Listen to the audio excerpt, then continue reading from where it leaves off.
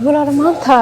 xilligan oo kale awal shaqo ma ahan jirin hada maanta shaqadii wallahi inankii manager ka ridwaan ayay iga seeriyay shaqadii oo sida iga soo buriyay walaalo istaji maskaxdaada culaysa saarin shaqo la'aanta kaliya ma aha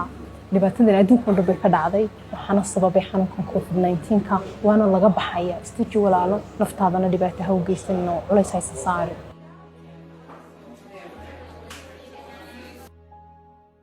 ma ogtahay qofka shaqaale inuu leeyahay xuquuq in ay tahay in la ogeysiyo waqti ka hor hadii shaqada isbedel ku imaanayo sidoo kale ma ogtahay murugada iyo dhaawaca maskaxaaneed ka soo gaaraya hadii aan la ogeysin waqti ku filan waa in aad u marto hanaanka ugu habboon shaqaalahaaga xilli kasta si aanay u soo gaadhin dhibaato maskaxeed waliba gaar ahaan dhalinyarada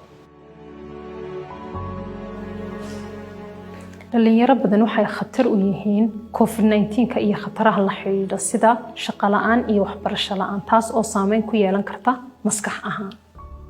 dhalinyaro meel uga soo wada jeesta saameynta nafta ee COVID-19 ka isna wacyi geliya dhexdiina